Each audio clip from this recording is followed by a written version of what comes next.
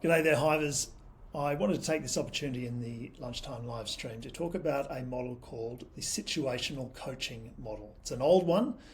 However, it's really good for helping you to bring awareness of what coaching really is to any of your team members. And the reason that I'm thinking a lot about this lately is that we're seeing results come in from practitioners, and maybe it's the principal who's earning, let's say in a podiatry context, somewhere between 40 and 50,000, or billing $40 and $50,000 per month. And there are some other practitioners on the team who are billing half of what the principal is billing. And I see there's a massive potential for upside for you to develop and hone your skills as a coach for your team members. And that's different to the skills of being a mentor, a trainer. You need to wear all of those three hats. Sure, mentor and trainer for clinical skills, coach for overall personal development with your team members. And to introduce you to the old situational coaching model, I just wanted to share a book and a couple of quotes from this book by Liz Wiseman. It's called Multipliers, How the Best Leaders Make Everyone Smarter. And Liz Wiseman, in her book here, gets you to ask the question, which would you rather be, a genius or a genius maker? And in the context for you in a practice, if you think about you being the genius, that person who is the star performer, and having a team of three people who are only billing as much as you are personally, it just seems like such a waste not to be the genius maker, to help mentor and guide your team members to actually do their best work, whatever that happens to be for them. I mean, they may not be as naturally talented as somebody who has self-selected into running their own practice and maybe is a high performer, and that's why they got into that anyway. However, you can help them reach their potential. And one of the things that Liz talks about in this book is that there's a difference in mindset between a diminisher and a multiplier. And the paradigm that diminishers have is, oh God, they're never going to figure this out without me. The diminisher practice owner is someone who potentially has got that empire building. It's all about them. They can be a bit of a tyrant. They can be the one who's like just cracking the whip and saying, you've got to do this in this way. They're sometimes the person who only is the single source of truth for the practice. They have to be the smartest person in the room, and people who are on the team are not empowered to make their own decisions. It's like everything has to go through the owner. It becomes a real bottleneck, and they become a micromanager. And that's opposed to the other paradigm of the multiplier leader. If you think about what is that paradigm, they are thinking, look, these people are smart. People have come to your practice because you have employed them, and hopefully you've chosen people who are going to be really good at what they do. I'm sure you've done that. If you approach your leadership with this mentality, people are smart, they will figure it out, and actually empower them to make their own decisions. When you become like this, a practice becomes a talent magnet.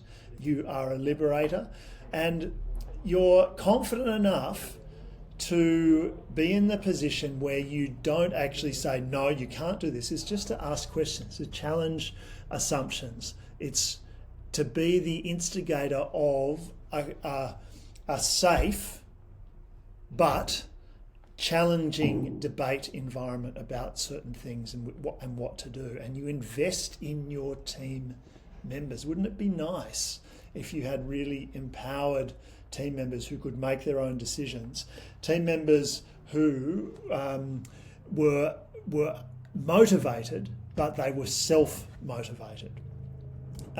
What she says is this: multipliers can have a resoundingly positive and profitable effect, getting more done with fewer resources, developing and attracting talent, and cultivating ideas and energy. And the reason that I'm framing up situational coaching with these quotes from Liz's book is because situational coaching is a tool that you can have in your toolkit, and it really helps if as the owner of your practice, if you give some awareness to the team members about what coaching is and the reason you are coaching in a particular way at a particular time about a particular issue. So here's the situational coaching model.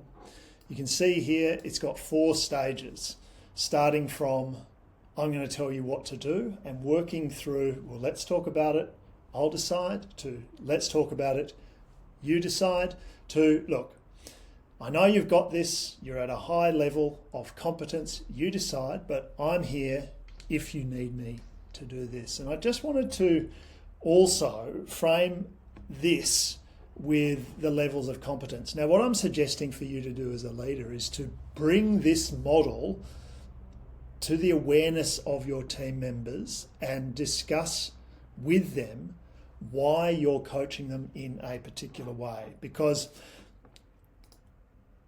for any particular skill that you need, and whether it's a front of house team member or whether it's a practitioner, there will be all of these different levels depending on where they are at for a particular task or generally as a whole person. And when we're thinking about things that we need to get competent at, we go through these kind of levels, and this will inform what kind of coaching you need. So if you're needing to be in that I'm going to tell you what to do kind of mode as a coach, as a trainer, as a teacher, you're thinking about a person who is at this level. They're not very skilled. Maybe it's a new grad coming in and they potentially are at that stage where they don't even know what the skill needs to be. Now, I'm hoping that there's not too much in the practice, particularly in general skills that your new practitioners are completely unaware of. But look, this does happen. And again, if you're bringing in somebody on the front of house, then they might be coming into a new practice management software. They're just unaware of it. And so your coaching approach needs to adjust to that.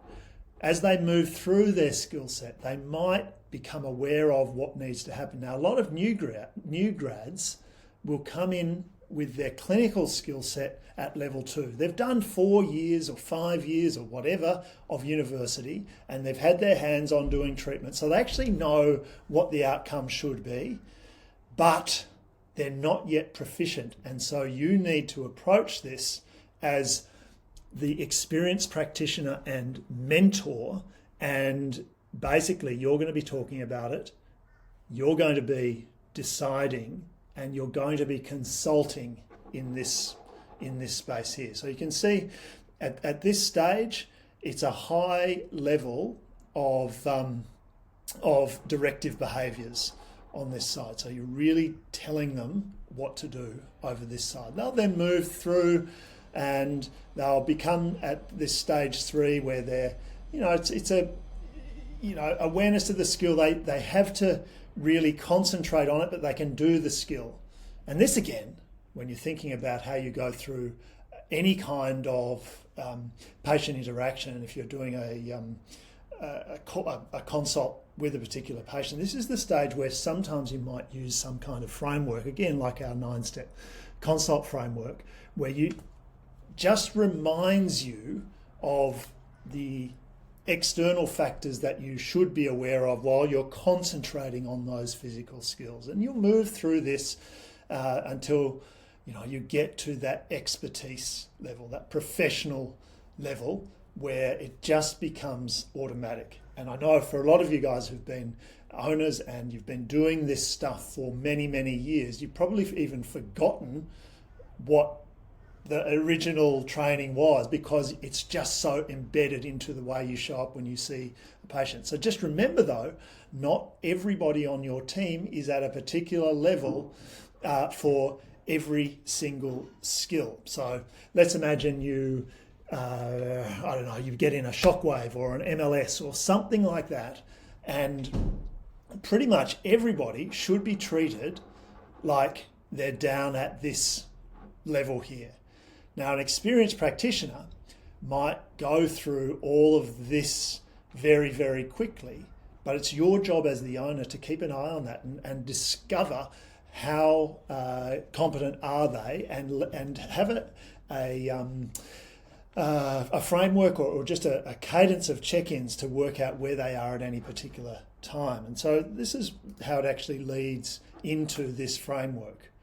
I'm going to tell you what to do, prescribing, directing. Let's talk about it. I'll still decide. Number 2, consulting, coaching. Number 3, let's talk about it, but you decide, participating or supporting. And number 4, delegating, where you decide, I'm available if you need me. Now, the key for you at the back end of this is to go, look, I've got a team of people. How can I actually unlock their best way of showing up in the practice, and which level is it at? 1, 2, 3, or 4? And ask yourself, how can you get the best out of them? And also, what won't work as well? So if you want some homework, is to go back and have a little bit of a look at all the team members and work out for each particular activity that they need to partake in the practice, which level are they at? And I thought I'd bring up this coaching as well. Just this is a dummy onboarding and induction training. And you'll notice that it's all organised, not just for the clinical, it's 8, 10, 22 different things in here for the clinical mastery part, but business best practice and big picture context for why you exist.